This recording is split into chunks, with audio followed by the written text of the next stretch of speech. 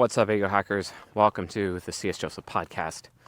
I'm your host, C.S. Joseph, and today's episode is actually directly out of the C.S. Joseph Skool community at skool.com/C.S. Joseph, SKOOL. It's where all of our private content is. And also for those that you don't know, how I have seasons and playlists here on the YouTube channel. Well, all of the new seasons are actually behind the paywall. We're not doing seasonal content anymore for YouTube. So if you guys want to get into the deep cutting edge of Jungian analytical psychology, it's only $29 a month. Just become a paid member. It's super simple. Season 40 alone is very well worth it because you learn how to psychoanalyze even more accurately and better than you did previously.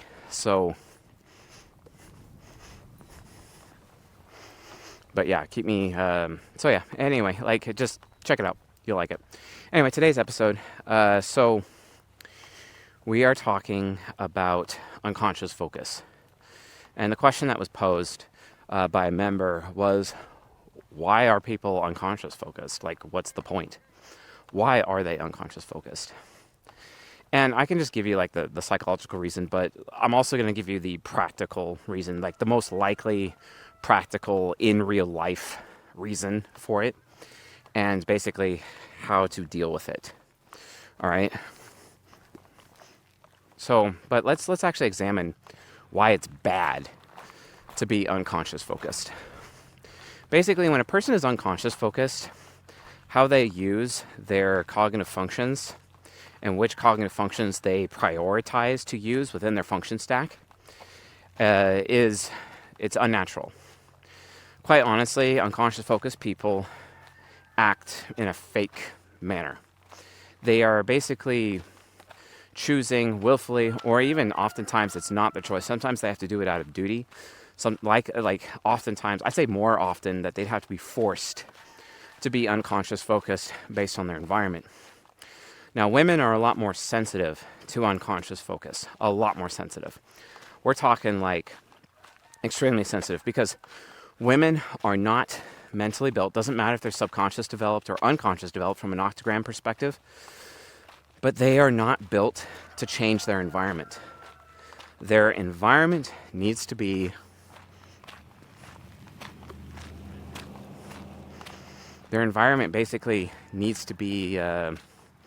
how shall we put it? Kind of stable, not changing that often, because ultimately it's a woman's job to change the environment that she's in. This is like when you get married, for example, to a woman, she moves into your home or whatever, all of a sudden the furniture gets arranged. All of a sudden things are decorated, things are organized according to what she wants or what she likes, basically. And that's because a woman is ultimately responsible for the environment that she's in. So a man, he gets a house, right? But when a woman goes into that house, it becomes a home, right? And that's because a woman is exercising her cognitive focus within the environment that she's in. If there's a lot of changes to the environment that she is either not comfortable with or did not choose, regardless of cognitive development, it's going to stress that woman out. And she's not going to feel safe. She's not going to feel safe. She needs to feel safe in that environment. And that feeling of safety is ultimately what allows that woman to be subconscious focused, right? It's really important. That's how it works. Otherwise, she's going to be unconscious focused, right? This is just an example. Men, however, psychologically, regardless of development, have a different approach to cognitive focus. Because for men, cognitive focus does not really change. And it's actually much harder for men to go from unconscious focus to subconscious focus. It's much harder. And oftentimes men stay in their focus indefinitely. And it's really through a journey of personal growth that men have the opportunity to move from unconscious focus to subconscious focus and have feelings of safety. The reason why is because men are ultimately responsible for the safety of other people, especially their families. So oftentimes those men are having to make sacrifices as a result of basically providing safety and providing an environment and keeping access to that environment for the sake of their family. And that does not mean they're going to be changing their cognitive focus from UF to SF. It does not mean that. So women, especially in terms of relationships, they need to go out of their way to make sure that the environment that their man comes home to, basically, or their man resides in, or their man lives in, that environment basically needs to make sure that it is a good environment. Because over time, the man will feel safe in that environment over a long time. And then eventually, he'll be able to move from unconscious focus to subconscious focus. This is why when it comes to cognitive focus, it's more of a female space thing. Versus cognitive development is more of a male space thing. Because men are psychologically prone to changing environments. They have their home environment, they have their work environment, and they're consistently able to mentally handle, without taking any emotional hits, changing environments, and so going from one environment to another. Women do not. This is why a woman's cognitive development does not change, because cognitive development is attached to like environments in general, whereas cognitive focus is just attached to the primary environment that a person is in, okay? And with men, it takes a lot longer for them to feel safe in their primary environment, essentially. A lot longer, from an adult perspective. We'll talk about children shortly. Maybe. But the point is that, men, their cognitive development is prone to change based on the environment they're in. So, for example, if I'm in an environment that has my parents, my cognitive development will change from UD, which is emotionally explosive. It will change to SD, which is emotionally implosive. So I become a very closed person when I'm in an environment around my parents, right? However, when I'm outside of that environment, I'm unconscious developed. Also, when I've noticed that when I'm on a job, especially if I don't have any authority on the job, I end up being implosive and stay basically subconscious developed in that environment. But my cognitive focus remains the same regardless of what environment I'm actually in. And it is the complete opposite experience for women. Okay? But when it comes to unconscious focus, in general, unconscious focus is how it's basically a person feeling unsafe. And it's usually as a result of them feeling unsafe in their primary environment. And women have a little bit more control and influence over their primary environment, even as daughters.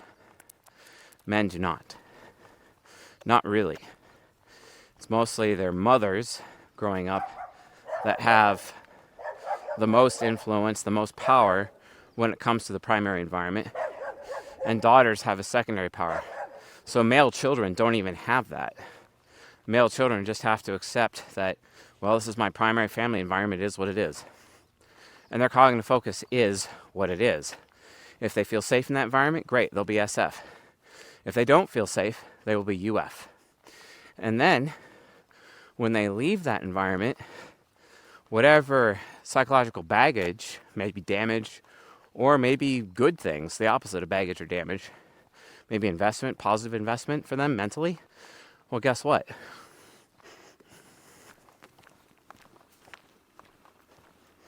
Those men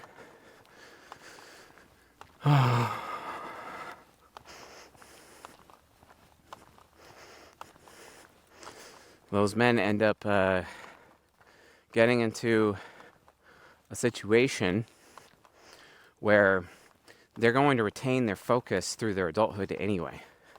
And it's not until they go into a very safe, normal, healthy primary home environment later, that they could start feeling safe again, and then they'll go through the healing process and get out of unconscious focus. So naturally, there's a such thing called default state, or there's a such thing called learned state or environmental state, and that those states basically is how we can calculate unconscious focus. So, for example, SD men, their default state would be like unconscious focus, as an example, right? UD men, their default state is usually subconscious focus, but sometimes their primary environments are not compatible with that, and that's where you end up with like UF men, for example. So, but in general, the answer to the question is, why are people unconscious focused? It just stems from the fact that they don't feel safe in their primary environment. And it especially starts as children, and with men, they'll retain that unconscious focus till adulthood, until such time they're able to build a family and start feeling safe again. And if they do, then they become subconscious focused after that. The problem is that changing cognitive focus ends up, potentially even sabotaging relationships. That's why psychological compatibility between couples is absolutely critical, because when that happens, it's more likely that the couple is going to provide an environment of healing towards one another and guarantee that both of them will be subconscious focused together, and preferably sooner than later. I mean, so many men get in relationships with women and their cognitive focus changes because it's easier to make a woman feel safe than it is to make a man feel safe. And then when that happens, the personality shift, when a woman goes from unconscious focus to subconscious focus, this is where men are like, well, she flipped on me. And then that led to their breakup, basically. That so-called flip or whatever. This is explored in season 42 content behind the paywall, although season 42 has an additional access fee to it than just the regular membership. So please be aware of that. So yeah. But yeah. So now from like a practical side, because that's more on the psychology side, more on like the real life examples. So why are people unconscious focused? It really comes from a lack of support from one's own family, be it in childhood or be it in adulthood. And sometimes adults, especially men, don't even have family, especially since men are not creating families anymore because creating a family is too risky, especially when you look at statistics. Age 35 to 42, a woman's going to initiate divorce. There's an 83% chance of that. She's college educated. There's a 94% chance of that. And those statistics are probably worse since they're old. Those are 6 years. Those stats are 6 years old from 2020. So that's a problem. That's a big problem. So I had that problem. I was unconscious focused and forced to be harmonious, and also so basically my entire nurture as a person was ultimately rejected by my family growing up. And this is like a big problem. Like a very big problem. So as a result, when men, reach maturity, they need to have the opportunity to create their own family. It's just dangerous to do so. But this is why I always say, chosen family is more important than the family you inherit, right?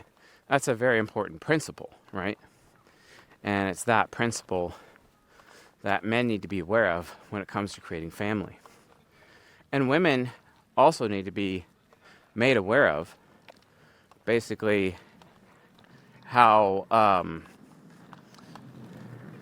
from many perspectives,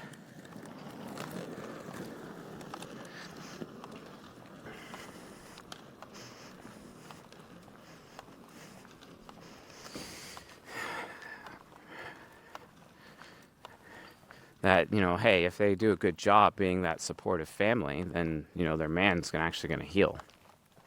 The problem is most women are so feminist and career focused, they don't even do that. They expect men to serve them. The problem is that women were created for men, not the other way around. It's a woman's job to be a suitable helper for the man. Anything outside of that, well, it's just going to be a big problem. And the problem is that modern feminist women, career women, just don't provide that space for men. And oftentimes, statistically, you have subconscious developed men taking a lot of psychological hits from that.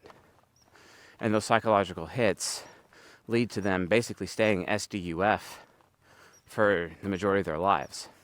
This is very problematic for those men because their decision making ends up becoming impaired when they're unconscious focused as a subconscious developed man. Well, guess what? Even as an unconscious developed man, their decision making is impaired because they'll not have the opportunity to be all about critical thinking. And oftentimes their thinking is based on the majority of people instead of them actually spending any time thinking about things on their own and coming to their own conclusions by themselves. They'll be relying and heavily reliant on other people.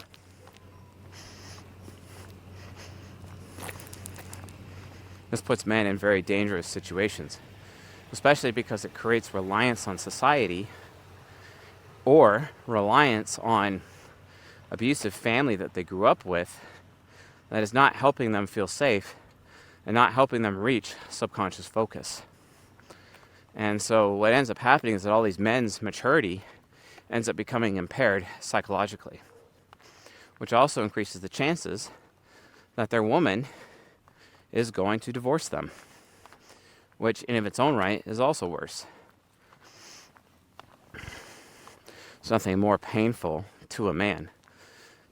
Rape is pretty painful to women, but the same amount of pain a woman feels when she's raped is the same amount of pain a man feels when his woman basically cheats on him, abandons him, or gets with another man, basically. It's the same pain. The thing is that men, because we compartmentalize our emotions, we don't display it as outwardly, especially subconscious developed men who oftentimes sweep their emotions under the rug. And as a result, they don't like sharing those emotions with other people. They just don't want to open up because of that pain. And they try to self-soothe and self-deal with that pain. This is why subconscious developed men need a lot of comfy time. They need their video games, they need their baseball, they need their football, those types of things. They need their alcohol, because subconscious developed men often self-soothe because they don't have anyone in their life, especially a supportive family, with which they can open up to for their emotions. This leads to a lot of psychological problems where even they themselves could actually become abusers. And that also is a big problem. So a lot of people don't understand that. And they don't understand that because cognitive focus rapidly changes for women, and it doesn't change for men, this ends up putting men at a social disadvantage. And then society ends up judging them even though they're actually the victim. And that too is a big problem, psychologically speaking. But yeah, it all comes down to one important concept, which is supportive family. The thing is when you look at camaraderie versus compatibility in a family unit, a child in a family is not always going to have their mental needs met. This is why families should be tribal, it should be multi-generational, or it should be polygynous. Okay, so just keep that in mind. All right? That's a really, really big deal. Okay? So when they're being polygynous like that or having multi-generational family, there's so many available psyches that each child in the family can get enabled in as much as their primary parents are mentally disabling to them. And that's not to say that a child shouldn't be mentally disabled. There's benefits to both, but that's the thing. In a childhood, you need to have both. You need to have disablement and enablement, basically equally per child, for them to reach the maximum level of maturity, essentially. So please keep that in mind. But again, cognitive focus all boils down to whether or not a person has a supportive family. Now, women are more likely to get that support. There's like a saying, if a woman is happy in a relationship, it's the perfect relationship. But if a man is unhappy in the relationship while the woman is happy in the relationship, it's still a perfect relationship. And that's sad when you think about what that implies. But yeah, keep that in mind. Heavily keep that in mind. It is extremely important. Like, very important.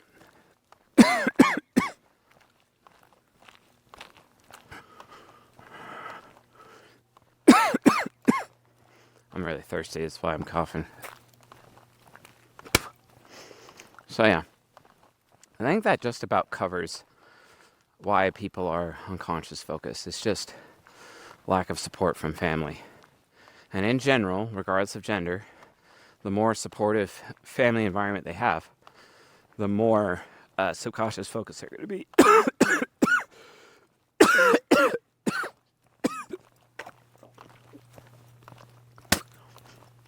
All right, cool. Thanks for watching and listening, and I'll see you guys on the next episode.